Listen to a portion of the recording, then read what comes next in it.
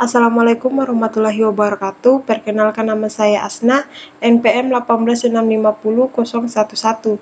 Baiklah, di sini saya akan menjelaskan mengenai materi 9, yaitu fase desain. Pendahuluan. Aktivitas utama dalam fase desain adalah membuat top dan medium level dari desain sistem dan mendokumentasikannya dalam spesifikasi desain. Aktivitas kedua dimulai dengan melakukan rencana tes penerimaan. ATP adalah sebuah dokumentasi yang akan digunakan untuk mendemonstrasikan seluruh fungsi sistem kepada user pada fase penerimaan. Terdapat dua langkah dalam mendesain sistem software, yaitu pertama, bagilah sistem menjadi beberapa komponen secara fungsional. Kedua, hubungkanlah komponen-komponen tersebut. 7.2 Desain yang terstruktur. Tujuan utama dari desain yang terstruktur adalah memecah sistem menjadi bagian yang lebih kecil, teratur, dan mudah untuk dibangun. Masing-masing komponen utama atau kotak dalam TLD dipecah menjadi sub-bagian dimulai dengan level teratas, kemudian turun ke level berikutnya, dan seterusnya.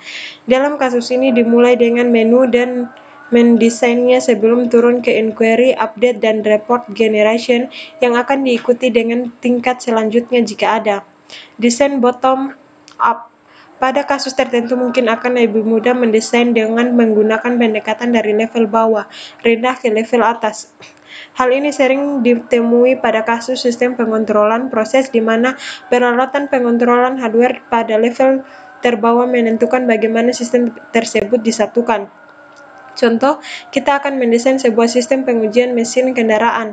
Kita harus mulai dengan menentukan hardware dasar atau komponen dasar yang terlibat, sensor mesin. Sensor umumnya dipasang pada alat digital atau analog yang terpasang pada modul software pengendali device alat yang unik.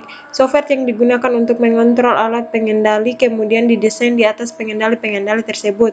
Demikianlah sistem software didesain dari level bawah ke atas. Desain bottom up juga sangat cocok digunakan pada kasus di mana komponen software yang ada digabungkan dan disatukan dengan modul baru untuk membangun sebuah sistem. 7.3 Pertukaran desain tingkat atas. Umumnya banyak desain tingkat atas yang dapat mencapai atau memperoleh hasil yang sama dalam sebuah sistem software. Keputusan untuk membangun sendiri atau membeli perubahan merupakan keputusan yang khusus. Ada keuntungan dan kerugian pada saat kombinasi dari sistem yang dibangun maupun yang dibeli. Semakin banyak paket program yang Anda beli, semakin berkurang pemrograman yang harus Anda lakukan. Keputusan untuk membeli paket program lebih mudah dibandingkan harus membuat sendiri, akan tetapi lebih mahal dan umumnya kurang efisien dibandingkan dengan program tertulis biasa yang sama.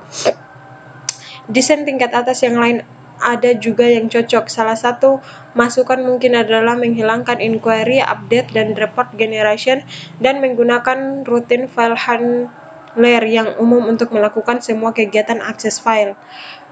Prioritas desain. Pilihan TLD Anda akan mempengaruhi hal-hal berikut ini. Yang pertama, biaya sistem. Kedua, waktu yang diperlukan untuk membangun sistem. 3, sifat mudah untuk dipakai. 4, kinerja. 5, ukuran sistem. 6, kehandalan. 7, kemampuan modifikasi. Item-item yang harus menjadi prioritas bersama dengan user pada waktu perencanaan sistem. Pada saat pendefinisian dan analisis ini akan membuat pilihan TLD jauh lebih mudah. Desain tingkat menengah. Setelah TLD terpilih, kita harus membagi masing-masing fungsi atau komponen utama menjadi beberapa subfungsi atau komponen. Kita akan lihat bagaimana hal tersebut dilakukan. Untuk menggabungkan sistem perusahaan basket weaving diawali dengan memberi nomor setiap komponen utama pada TLD. Desain top-down dimulai dengan kotak menu. Diasumsikan bahwa komponen ini dipanggil ketika seluruh sistem dimulai dan menampilkan menu utama ke bagian register. Kemudian program menunggu user untuk memindahkan mouse. Subfungsi utama komponen menu adalah: yang pertama, memulai sistem dan menampilkan main menu. 2, menangani perpindahan mouse. 3, menangani tombol pada mouse. 4, pindah ke menu inquiry, update, warehouse, atau report ketika dipilih. 5, menangani kesalahan-kesalahan seperti pada online help message untuk seluruh sistem. 6, mematikan sistem jika quit dipilih. Struktur diagram tingkat selanjutnya atau diagram rinci untuk komponen menu akan tampak seperti berikut ini. Level terendah dari suatu menu menggambarkan modul. Sebuah modul adalah kegiatan terkecil yang dapat dites dan dikompilasi. Aturan penamaan. Modul diberi nama untuk menunjukkan sistem, fungsi atau subfungsi yang diperlukan. Aturan penomoran. Nomor pada setiap kotak disusun dengan aturan sebagai berikut. Pada tiap-tiap tingkat terendah tambahkan sebuah titik dan angka bulat untuk nomor yang terletak di atas kotak. Angka bulat tersebut diurutkan dari kiri ke kanan. Modul terstruktur atau sejauh mana Anda dapat merincinya. Sebuah modul terstruktur memiliki ciri-ciri sebagai berikut. 1. Berfungsi penuhnya sebagai fungsi tunggal, misalnya dapat diterima, diedit, diformat ulang, dan melewati parameter tunggal. 2. Ukurannya kecil. Ukuran yang ditetapkan berkisar antara 50-100 baris yang dapat dieksekusi atau paling banyak 2 halaman. 3. Dapat diprediksi. Semua ciri dapat terlihat dengan membaca kode program. Hal ini tidak dipengaruhi oleh kode tersembunyi dalam modul lain atau dalam sistem operasi. 4. Tidak tergantung. Perubahan dalam modul atau parameter tidak mempengaruhi sistem. 5. Meskipun hal ini tidak didefinisikan secara jelas dalam modul terstruktur, lihatlah kegunaannya kembali. Suatu modul yang cukup lengkap dan umum mengakibatkan Anda dapat menggunakannya pada aplikasi lain dengan memodifikasi sedikit mungkin. 7.8 Desain file. Dapatkan kinerja yang sesungguhnya. Anda mulai mendesain file dengan melihat hasil dari fase analisis kebutuhan, dan desain level atas yang sejauh ini dihasilkan. Sebuah contoh persyaratan pendaftaran seorang siswa pada kursus tertentu akan menghasilkan penambahan dalam daftar file di samping masing-masing kotak pada mengoptimalkan sejumlah variabel item-item. Dalam student file terdapat 2 file informasi CRS-No dan PYMNT yang diulang untuk masing-masing kursus dari siswa yang mendaftar. Dengan cara yang sama akan diulang file dalam file schedule dan course. Hal ini dapat diatasi dengan membuat program yang menggunakan file yang mempunyai ukuran yang berubah-ubah. Panjang dari sebuah rekor berubah sesuai dengan penambahan maupun penghapusan sebuah item. Metode ini dapat menghemat ruang penyimpanan. Dalam hal lain, jika jumlah maksimum dari suatu variabel diketahui, maka dapat digunakan rekor yang memiliki panjang yang tetap. Sebagai contoh, jika suatu bidang kursus tidak akan pernah diambil oleh lebih dari 30 siswa, maka jumlah rekor di file schedule disediakan untuk 30 siswa. Metode ini menggunakan ruang penyimpanan yang lebih besar dari metode pertama. Namun, metode ini membutuhkan waktu proses yang lebih singkat. Selain itu, rekor dengan ukuran tetap lebih mudah untuk didesain, dimengerti, dan dalam hal pemeliharaannya dibandingkan dengan rekor yang memiliki panjang yang akan berubah-ubah karena harga media penyimpanan yang semakin murah saat ini. Maka disarankan untuk menggunakan rekor yang memiliki ukuran tetap jika memungkinkan. File history. Apa yang kita lakukan tentang data pada siswa-siswa yang telah mengambil sebuah kursus. Pemecahan masalah ini dengan mendefinisikan sebuah file student history, dan setelah seorang siswa mengambil sebuah kursus, rekornya dipindahkan dari file student ke file history. Pengujian desain file. Pada desain ini, setiap permintaan kebutuhan yang melibatkan pengaksesan data harus diproses dengan desain file. Hal ini menandai perkembangan selanjutnya. 7.11 Proses desain. Pilihlah orang-orang terbaik untuk tim desain.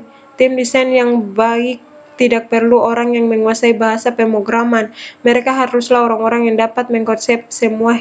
Hindari orang-orang yang selalu menginginkan kesempurnaan dalam tim desain. Merancang pertemuan desain. Merancang sesuatu mirip dengan urun remuk. Beberapa orang berkumpul dalam satu ruangan yang tenang dan tidak terganggu.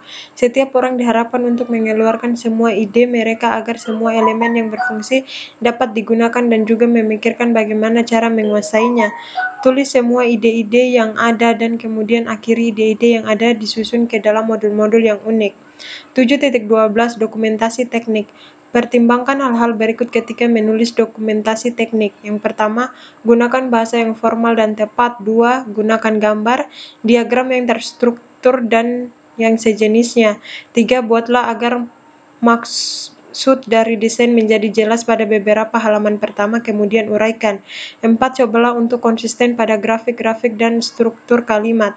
7.13 Standar ketentuan pada waktu desain. Buatlah aturan yang standar seperti berikut. 1.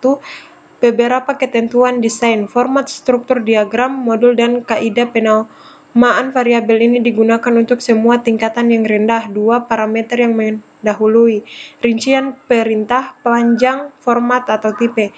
3. Penanganan kesalahan. Setiap modul melewati keadaan di mana kesalahan muncul dan nomor kesalahan untuk ditangani. 4. Standar pemrograman.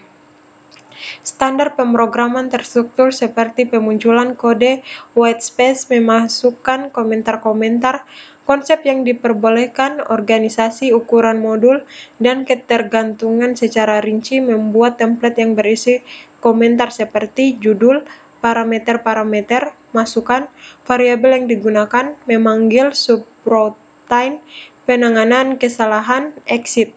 5. Programmer memulai dengan template ini dan menghasilkan kode proses. 7.14 Garis besar spesifikasi desain. Spesifikasi desain terdiri atas 1. Judul halaman dan daftar isi. 2. Gambaran umum. 3. Daftar hardware atau software yang akan dipakai.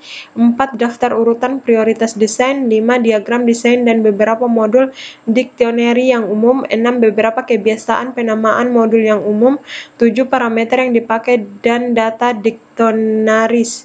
8. Penanganan kesalahan. Jelaskan bagaimana kesalahan akan ditangani. 9. Standar pemrograman terstruktur. 10. Alat pemrograman terstruktur. 11. Top level design termaksud struktur diagram TLD.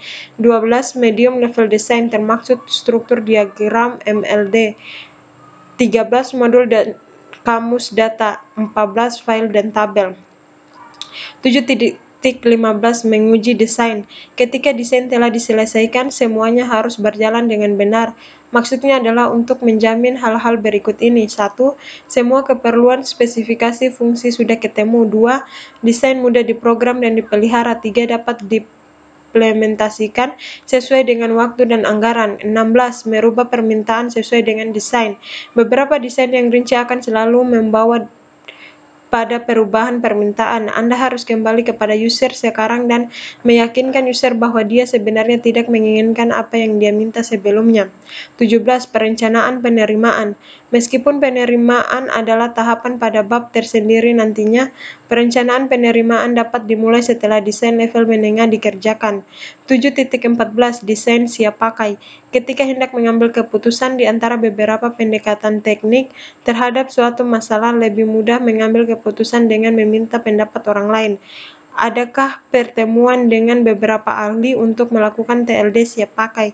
Tujuan dari pertemuan itu adalah memilih TLD yang terbaik.